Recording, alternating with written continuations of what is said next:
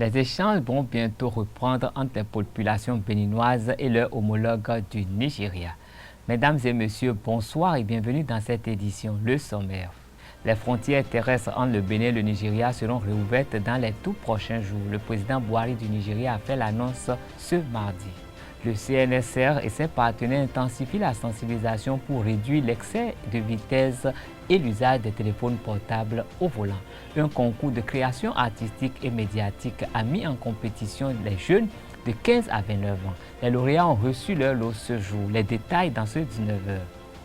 Démarrage aujourd'hui d'une série de concertations entre la ministre de l'Enseignement supérieur et les responsables des écoles doctorales de l'Université d'Abomey Calavi en vue de la restructuration des formations. Chaque enfant qu'on enseigne est un homme qu'on gagne. L'école est le lieu par excellence de l'éducation. Esaü. Étudiants, étudiantes, nouveaux bacheliers, parents d'élèves, une raison de plus pour choisir l'excellence. Et oui, bénéficier des demi-bourses et de réduction de scolarité à ESAE. Payer 250 000 au lieu de 500 000 en licence 1, 2 et 3 sciences juridiques, économiques, de gestion et en journalisme. Et pour les 100 premières inscriptions en administration des finances et administration générale, bénéficier d'une réduction et payer 400 000 au lieu de 500 000. En master 1 et 2, 500 000 au lieu de 800 000 en administration des affaires, 600 000 au lieu d'1 million en journalisme. Faites partie des 100 premiers inscrits en administration des finances et administration générale pour bénéficier de la réduction. Payez 800 000 au lieu d'1 million. À ESAE Cotonou et Parakou, la rentrée est effective. Le dossier d'inscription est disponible en téléchargement à l'adresse suivante www.esae.bj/esae2019 ou renseignez-vous à ESAE Cotonou au 96 80 55 11 98 98 14 00 90 93 65 21 à ESAE Parakou au 96 68 16 14 97 77 51 47 à ESAE, l'épanouissement et le développement est au cœur de notre succès. ESAE, l'excellence a un nom.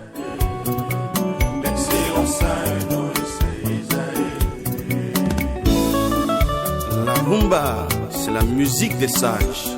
Et Esaü, c'est l'école des sages.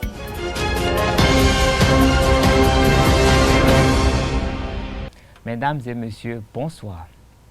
Le Conseil des ministres de ce mercredi 9 décembre 2020 a examiné plusieurs dossiers et pris d'importantes décisions. Il s'agit entre autres de l'adoption du décret portant réaménagement des horaires de travail dans l'administration publique béninoise, de la mise en œuvre du projet de programme d'action du gouvernement en maîtrise d'ouvrage délégué par la Société immobilière d'aménagement urbain et de l'approbation des mesures de fermeture des carrières illégales de ressources minières. Je vous invite à suivre le ministre porte-parole du gouvernement Alain Orumla lors du compte rendu du Conseil des ministres. Adoption du décret portant réaménagement des horaires de travail dans l'administration publique béninoise. Ce réaménagement intervient à la suite d'une étude initiée par le gouvernement dans le but de garantir la qualité du service public autant que la vie familiale et l'épanouissement des agents de l'État.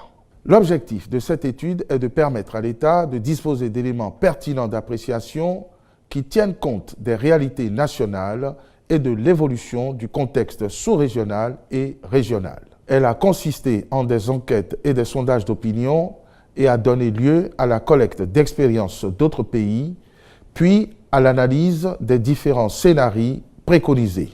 Elle a principalement abouti à la conclusion qu'un ajustement pertinent de ces horaires sera porteur d'effets positifs pour l'administration, de même qu'il favorisera une meilleure vie de famille pour les travailleurs.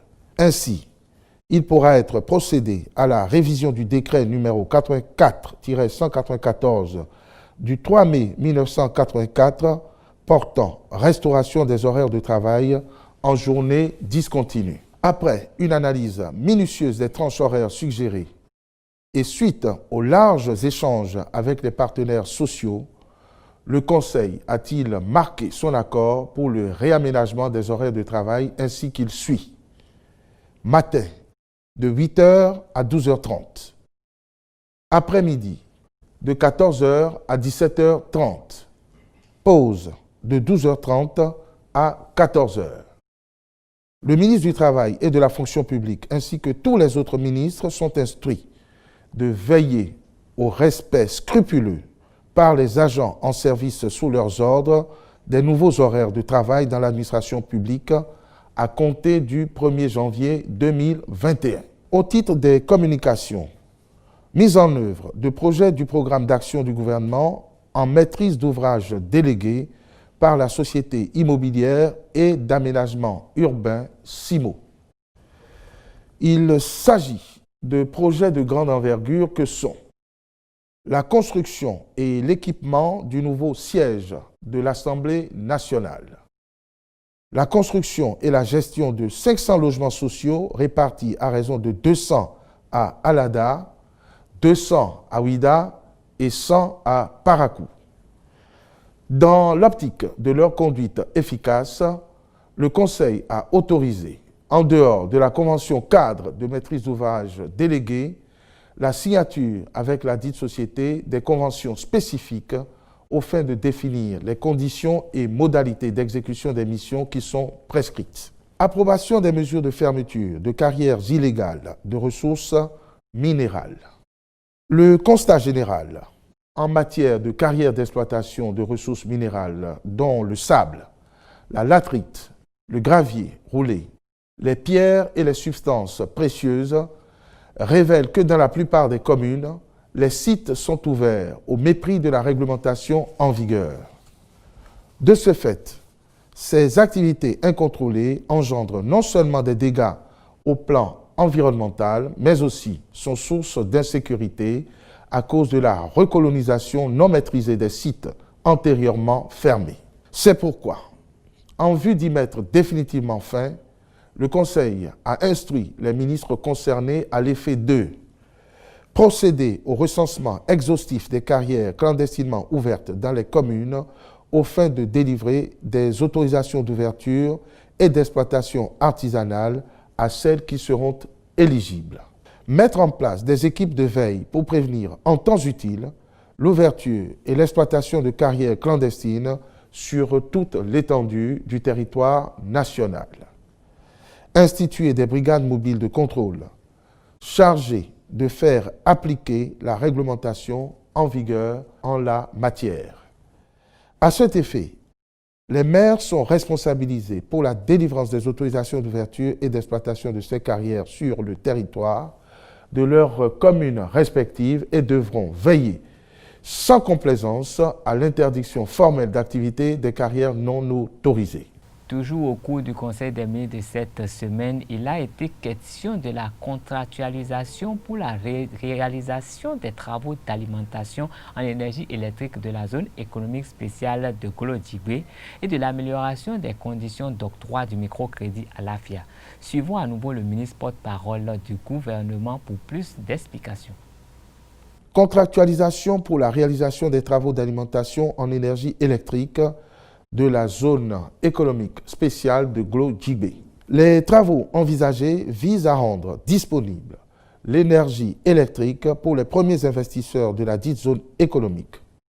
Il consiste en la construction en mode accéléré des lignes haute et moyenne tension pour desservir la zone du projet, l'installation de câbles souterrains d'alimentation de 240 mm², la construction partielle d'un poste de répartition de 20 kV pouvant desservir plusieurs industriels. Aussi, le Conseil a-t-il marqué son accord pour la contractualisation avec le groupe retenu qui justifie de solides références en la matière. Amélioration des conditions d'octroi du microcrédit à l'AFIA. Lancé le 27 octobre 2020, le microcrédit à l'AFIA rencontre un réel succès auprès des bénéficiaires. Pour améliorer davantage l'efficacité des interventions sur le terrain, le gouvernement a décidé de revoir les conditions de rémunération des services fournis par les opérateurs mobiles ainsi que les incitations accordées au système financier décentralisé SFD. À cet effet, les négociations avec les 10 opérateurs ont conduit à retenir le reversement intégral des frais de retrait payés par l'État au titre du microcrédit au réseau de fourniture du service Mobile Money. La prise en charge intégrale par l'État des frais de retrait que les opérateurs versent habituellement à leur réseau.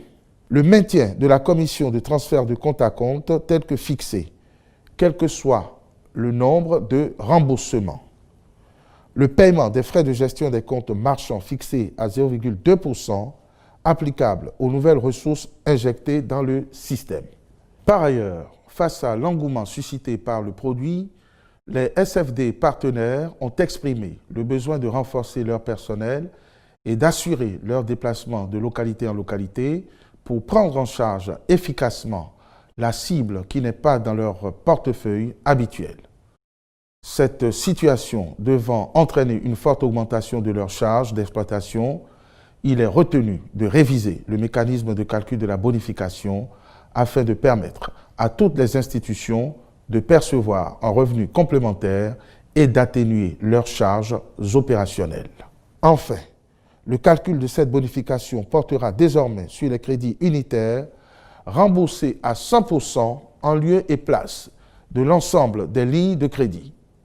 Ce qui suggère que même si le SFD n'atteint pas un taux de remboursement global de 100% de sa ligne de crédit, il pourra bénéficier de la bonification à chaque fois qu'un client rembourse entièrement le crédit mis à sa disposition.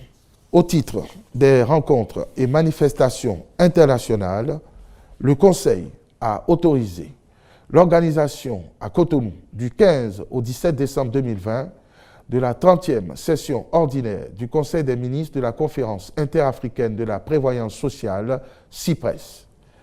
Au titre des mesures individuelles, au ministère des Infrastructures et des Transports, sur proposition du ministre, M. Félicien Dakpanon Tchédé est nommé directeur général de l'Agence nationale de la météorologie. Dans le domaine diplomatique, 4 nouveaux ambassadeurs accrédités auprès du Bénin entrent officiellement en fonction. La remise de lettres de créance des 4 nouveaux ambassadeurs présidents de la République a eu lieu ce jour, jeudi 10 décembre 2020 au Palais de la Marina. Il s'agit de son Excellence Amal Afifi de la République arabe d'Égypte, de son Excellence Takahashi Tsugawa, ambassadeur extraordinaire et plénipotentiaire de la République du Japon. Son Excellence Marc Vizy, ambassadeur extraordinaire et plénipotentiaire de la République française, et de son Excellence Madame Sylvia Atlay, ambassadrice chef de la délégation de l'Union européenne. Dans un autre registre, la frontière bénino-nigériane sera bientôt réouverte après plus d'1 an de fermeture. L'annonce a été faite ce mardi 8 décembre 2020 par le président nigérien Muhammadu Buhari à l'issue d'une réunion avec les gouverneurs des États fédéraux. Lors de ma réunion avec les gouverneurs des États aujourd'hui, j'ai expliqué que la fermeture des frontières terrestres du Nigeria était en partie une tentative de contrôler la contrebande d'armes et de drogue. Maintenant que le message est passé avec nos voisins, nous envisageons de réouvrir les frontières dès que possible, a déclaré le président Buhari sur Twitter. Les frontières terrestres du Nigeria seront réouvertes après plus d'1 an de fermeture.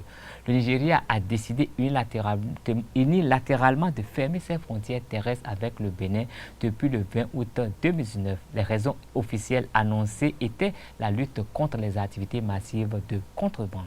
Dans un autre registre, le Centre national de sécurité routière, CNSR, et Handicap International et leurs partenaires ont récompensé ce jour à la salle Canal Olympia de Hologuédé les lauréats du concours de création artistique et médiatique innovant sur l'excès de vitesse et l'usage du téléphone au volant. Les lots dont les valeurs oscillent entre 100 000 et 700 000 ont été distribués dans 5 des 6 catégories annoncées au départ. Le reportage de la rédaction pour mieux comprendre.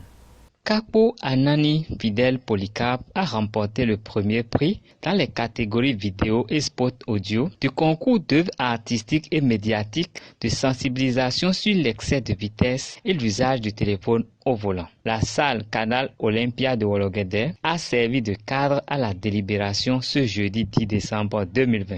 La présente cérémonie de remise de prix aux lauréats du concours d'œuvres artistiques et médiatiques innovants de sensibilisation sur l'excès de vitesse et l'usage de téléphone en conduite. Les œuvres retenues censé être en adéquation avec les perceptions et les représentations fortes des populations de la tranche d'âge 15-29 ans, sont répartis dans les catégories suivantes.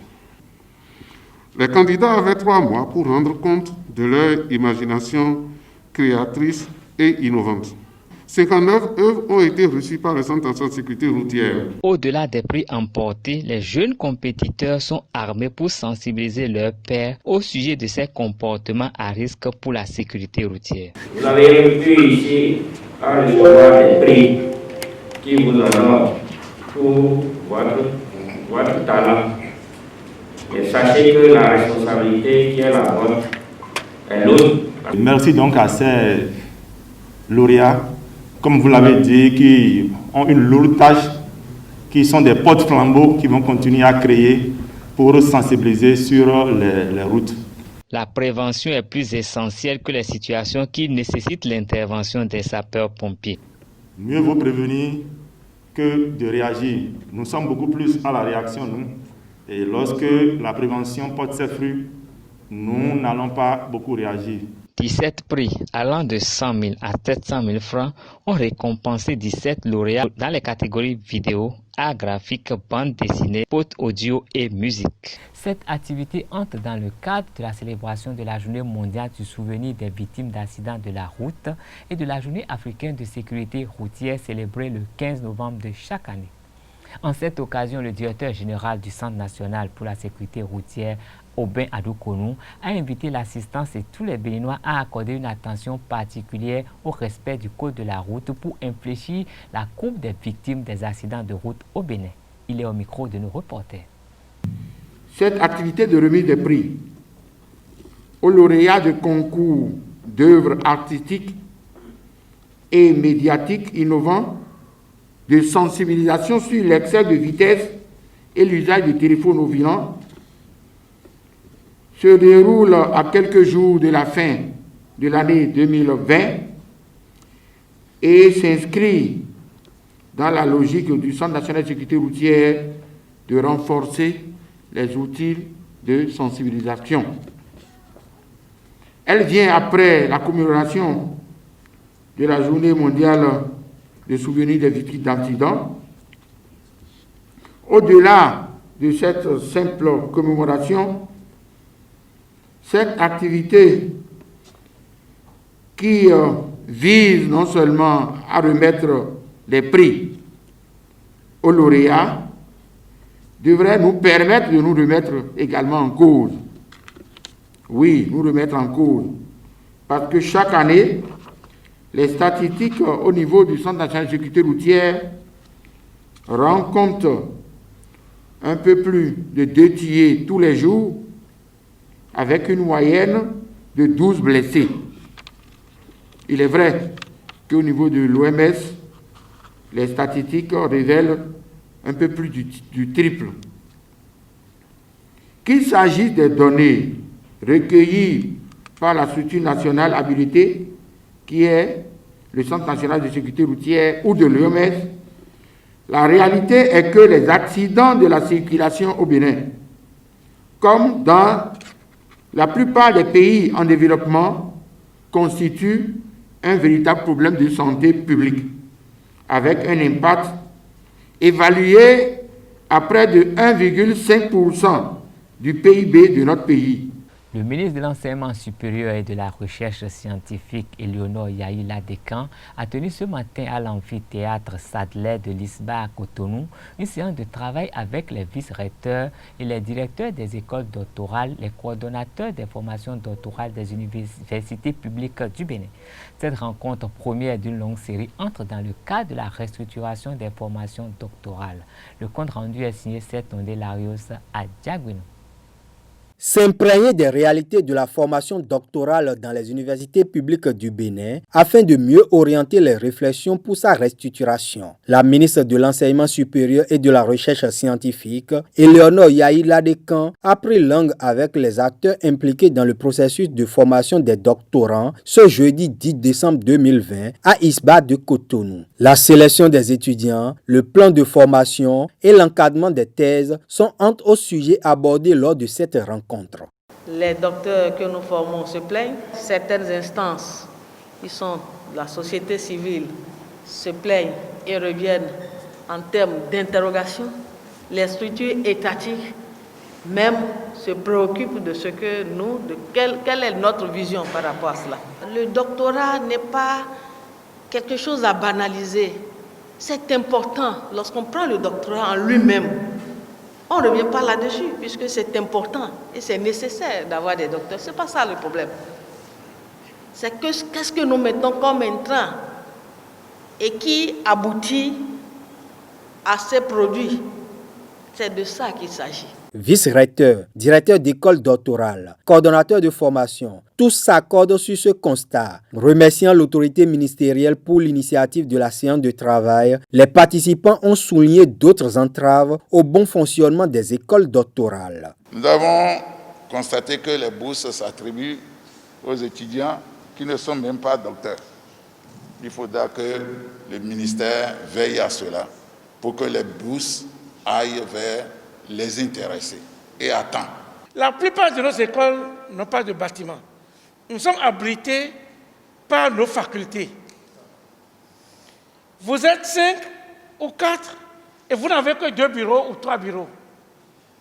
Il est bon que nous résolvions nos problèmes à l'interne, que nous cherchions comment va fonctionner les systèmes d'entrée, les systèmes de sortie. Ça, votre séance, c'est vraiment bien pour ça. Mais de l'autre côté, il est bon que l'État, le gouvernement travaille à ce que nous ayons un référentiel des métiers, des fonctions, des emplois. Et qu'à partir de là, il y ait des référentiels métiers, des référentiels de compétences qui permettent déjà, dans l'élaboration des offres de formation, de savoir ce qu'il y a, dans quel sens on doit orienter la formation. Le ministère de l'Enseignement supérieur et de la Recherche scientifique a prévu mettre en place, à l'issue de cette séance de travail, un comité qui va poursuivre les réflexions sur la restructuration des écoles doctorales. La détention provisoire d'une douzaine de personnalités publiques et administratives de la cité d'Ossoa Calavi au sujet de la mafia foncière dont l'ancien maire de la commune Georges Bada le lundi passé a reçu l'approbation de certains Béninois rencontrés à Cotonou. Ils sont au micro de Jean-Didier Sekai de JFT Hongé. Ça va leur servir de leçon. Servir de leçon à d'autres cadres qui sont dans nos ministères, qui sont dans les services publics. Quand il s'agit des choses de l'État, on fait ça bien, on gère ça bien comme sa propre chose. Nul n'est au-dessus de la loi. Donc que tu sois autorité, que tu sois un simple citoyen, la loi est faite pour tout le monde. Donc lorsque tu es offrant la loi, tu en subis les rigueurs, les conséquences. Donc que ce soit autorité, que ce soit pour un simple individu, la loi est faite pour tout le monde et la loi doit être adaptée pour tout le monde. Qui tire par l'épée, périt par l'épée. Donc on ne va pas trop se plaindre. Si la justice béninoise en est saisie du dossier, c'est parce qu'il est un anguille sous roche. Donc, on ne peut pas trop se plaindre, on ne va rien dire. On va laisser la suite pour voir ce que ça va donner. Moi, j'encourage le gouvernement qu'il fait bien. Parce que ces gens ont fait trop du mal à la population. Les administrés souffrent, surtout à Boumé-Calavi, concernant des affaires domaniales. Ils ont fait trop de mal. Celui qui va dire que Talon ne le fait pas là, il a menti. Tout était politisé, on met l'argent dedans, on met l'argent dedans. C'est que ce sont eux, quoi. Mais maintenant, je pense qu'on est en train de finir avec ça, quoi. Moi, je suis très content. Vraiment, c'est déplorable dans notre pays que des gens, jusqu'encore à cette étape, continuent de commettre ces erreurs foncières, d'autant que des textes ont été déjà votés au Parlement. Et des chartes gouvernementaux leur ont été attribuées en tant que maire, en tant que C, en tant que tout et tout, qui n'auront pas de veto sur les choses-là. Je voudrais que le gouvernement aille loin, parce que dedans, il y a des ministres qui portent leur nom dedans, même des députés. Est-ce que le gouvernement pourra tenir devant ce scénario? C'est un piège sans fin. On va féliciter un peu le gouvernement de ce côté-là, parce que c'est un effort de lutter un peu contre la corruption. Même pour éradiquer la corruption au Bénin, il reste encore du chemin à parcourir. La nuit de la Noël mystique permet à ceux qui y croient de comprendre qui ils sont et l'émanation de la lumière qui est la source de vie. Le Sri, le Zeb à Wandjinou, appelle désormais à la célébration de la Noël et non de la fête. car la Noël ne peut être fêtée selon lui. Et pour bénéficier de cette lumière, le cabinet du Sri Eugène Arwandinou organise une nuit de la Noël mystique. Suivez ces explications au micro de Jacques Maouillon d'Almeida. Alors, et le 24 au 25 aura lieu chez nous une retraite spirituelle appelée la nuit de la Noël mystique. Voilà, la Noël, sur le plan spirituel et étymologiquement, veut dire lumière. La Noël, veut dire simplement lumière. C'est en réalité le principe cosmique de la lumière. C'est ce principe qui explique en réalité la lumière selon notre système cosmique ou selon la cosmogonie. Donc, quand on parle de la Noël, en tant que célébration, c'est le processus par lequel nous nous régénérons en tant que lumière. Parce que la Noël est considérée comme d'abord la réincarnation du Verbe divin, la réincarnation du Verbe divin qui est la Shabda, c'est-à-dire le Verbe divin, et qui est en réalité la vibration, le courant vibratoire divin. Et en même temps, la Noël est maintenant la descente de l'énergie de la synthèse, c'est-à-dire l'énergie cosmique. Vous voyez? Or, c'est l'énergie cosmique qu'on appelle l'énergie créatrice. Donc, au cours de cette retraite, vous allez travailler sur votre lumière, vous allez travailler sur vous-même en tant qu'une lumière, vous allez vous s'auto-régénérer et vous régénérer en tant que lumière afin d'accomplir et de manifester les facultés intérieures de votre lumière, que ce soit l'élévation spirituelle, que ce soit l'éveil, que ce soit la santé illimitée, que ce soit le bien-être, que ce soit l'équilibre, que ce soit la guérison, que ce soit la protection, etc., etc. Car la lumière est tout et la lumière peut tout. Alors, les dispositions, c'est... D'abord, la retraite est libre et gratuite. Tout le monde, d'abord, peut assister à la retraite, mais c'est de nous appeler d'ici très tôt pour donner votre nom, prénom, vous donnez votre nom, prénom. Après avoir donné le nom, prénom, vous deviez envoyer un parfum de votre choix, un parfum ouvrable. C'est-à-dire un parfum qu'on peut ouvrir, quoi. Vous envoyez ça et si vous êtes loin, vous ne pouvez pas nous faire parvenir, vous pouvez envoyer le nom de votre parfum et vous nous faire parvenir, vous faites le transfert et du montant de parfum. Là, on s'en charge d'acheter et nous, on va consacrer le parfum. Après ça, l'autre disposition est que vous pouvez venir avec les dons. Si vous avez envie de faire les dons aux enfants démunis, et dans le cadre de cette Noël par notre école, vous pouvez envoyer les dons, ça peut être des dons en argent ou les dons en article que vous pouvez amener ce jour-là. Maintenant, en venant, vous venez vous venez en blanc, vous portez quelque chose de blanc et vous amenez un papier rame, un bic vert, un bic vert, un bic bleu, un bic vert, un bic rouge, excusez-moi. Vous amenez 3 flux. Et dans les 3 flux, il ne doit pas avoir de la pomme. Voilà, vous ne devez pas amener de la pomme, mais vous devez amener 3 sortes de fruits, en plus d'un litre et demi d'eau.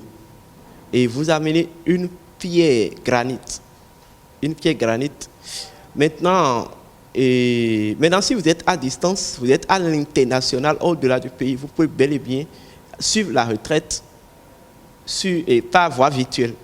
Il suffit simplement toujours de nous contacter.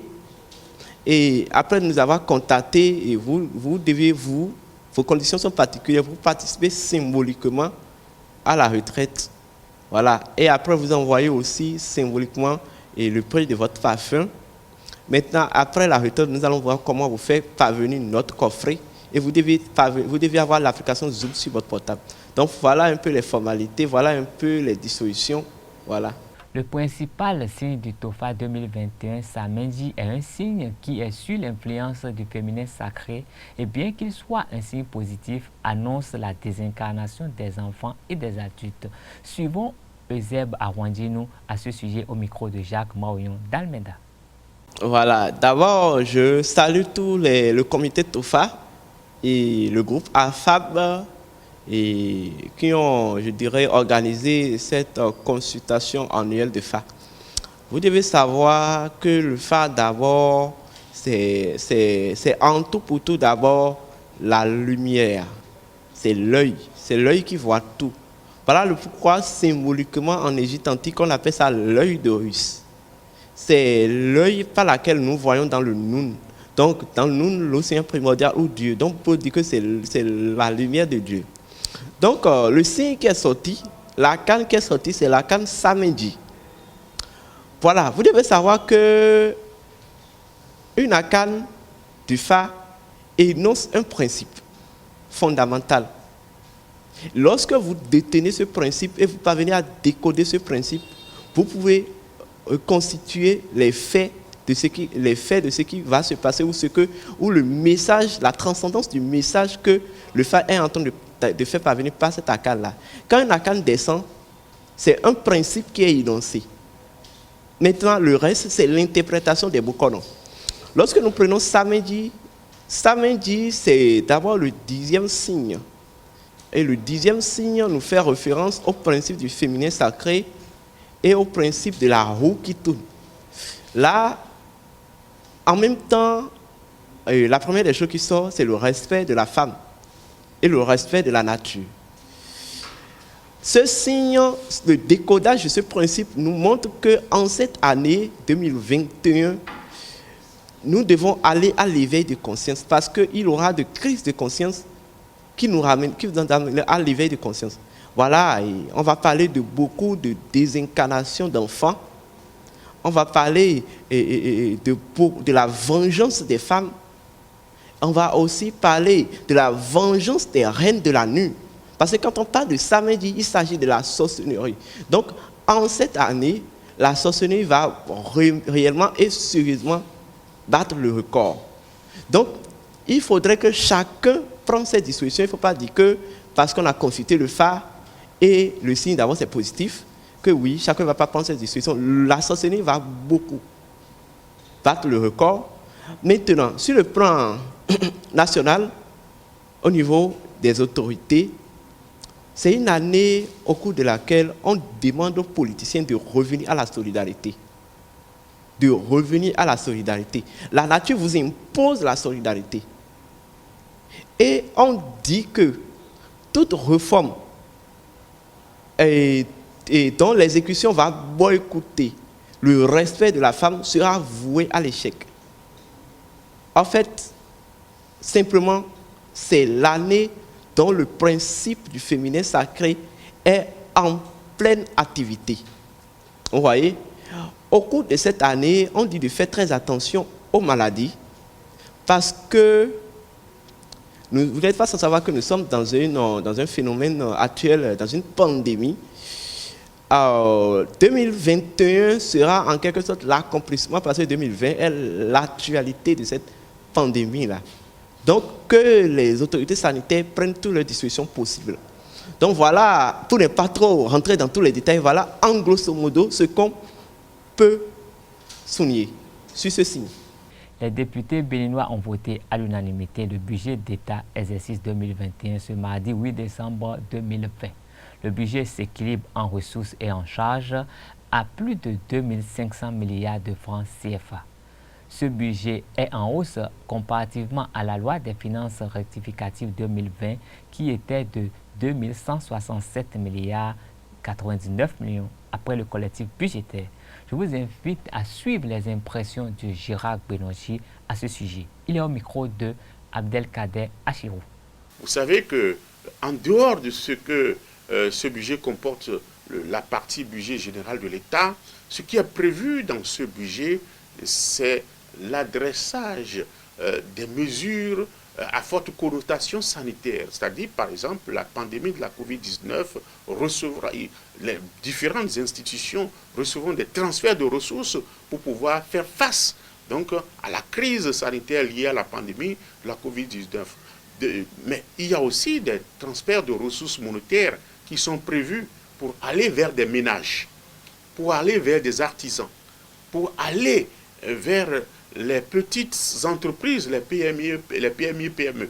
Donc, il y a aussi des ressources qui sont prévues pour permettre d'améliorer le plateau sanitaire, le plateau technique donc des hôpitaux du Bénin. Et vous n'allez pas oublier, il y a aussi des ressources qui sont prévues envers le monde agricole à travers le Fonds national de développement agricole. Vous savez qu'il y a les fameux 100 milliards qui sont prévus par le gouvernement du Bénin pour permettre que les agriculteurs qui n'avaient pas accès au crédit classique puissent désormais avoir accès au crédit, dont les fonds de garantie, l'État garantit les garanties auprès des systèmes financiers décentralisés pour permettre qu'ils puissent avoir accès au crédit, parce que l'État béninois veut faire de l'agriculture un des moteurs de son développement. Donc au sein de cette loi de finances que nous avons votée, il y a des innovations majeures. Vous savez que le Bénin, en 2021, c'est prévu que l'exonération des droits de douane et de TVA sur les autocars, les minibus, les camions neufs achetés à l'état neuf, que les Béninois voudront utiliser pour faire des transports communs, en commun. Mais aussi, il y a aussi l'exonération des droits de douane et de la TVA sur les véhicules neufs, à l'état neuf, que les entreprises qui voudraient s'adonner à l'activité de la flotte de taxis, telle que nous avons Bénin Taxi. Donc ceux qui voudraient s'adonner à cette activité-là, les véhicules à l'état neuf qu'ils vont acheter sont exonérés des droits de douane et de la TVA. Mais en dehors de cela, il y a d'autres innovations. Il y a par exemple l'exonération au profit des entreprises nouvellement créées, des sociétés nouvellement créées, l'exonération de la patente. Elles ne paieront pas la patente la première année de leur existence, ça veut dire les 12 premiers mois d'exercice, elles ne paieront pas donc la patente. Et aussi, il y a l'exonération du prélèvement de versement patronal sur salaire des stagiaires des entreprises, sur la rémunération des stagiaires des entreprises. Lorsque une entreprise prend des stagiaires et veut les rémunérer, la rémunération qu'elle paye à ces stagiaires-là, cette rémunération est exonérée de versement patronal. De même que le stagiaire qui prend la rémunération, c'est un revenu pour lui, mais ce revenu est exonéré de l'impôt sur le revenu des personnes physiques. Ça veut dire que c'est des mesures qui, à forte connotation sociale, qui permettent que les entreprises n'aient plus peur de prendre des stagiaires, de les rémunérer, mais aussi que ces stagiaires puissent quitter le lot donc des chômeurs très bientôt et que les revenus qu'ils perçoivent ne soient pas donc taxés. Donc, il y a beaucoup d'autres mesures en faveur donc des entreprises pour permettre que leur trésorerie puisse s'en tenir. Par exemple, les entreprises qui sont en situation de crédit de TVA, elles sont donc exonérées donc de prélèvement de la TVA à la source. C'est-à-dire que lorsque vous êtes en situation de crédit de TVA, c'est-à-dire que la TVA que vous avez payée au cordon douanier ou qui a été prélevée sur vous, ce qu'on appelle la TVA déductible, est supérieure à la TVA que vous collectez auprès donc sur vos ventes, alors vous êtes en situation de crédit auprès de l'administration fiscale. C'est-à-dire vous ne pouvez pas être en situation de crédit et on va continuer à prélever la TVA sur vos opérations en alourdissant ce crédit. Donc vous êtes exonéré donc du prélèvement de la TVA à la source. Donc voilà autant de mesures pour permettre que les entreprises puissent être donc puissent se sentir mieux au point donc de leurs finances. Donc en gros, voilà les innovations donc de cette loi de finances que les députés ont voté hier. Et en dehors de ça, il y a le volet programme d'investissement public, le PIP, le programme d'investissement public. C'est la partie d'investissement. Sinon, le fonctionnement, c'est pas ça qui fait développer le pays, mais la construction des infrastructures. Le volet infrastructure, c'est ça qui permet à un État donc de se développer. Et les infrastructures, parlent d'infrastructures, parlent des routes, parlent de la centrale de Maria, l'État, la deuxième centrale, parle de la construction donc de l'hôpital de référence, parle de beaucoup de choses.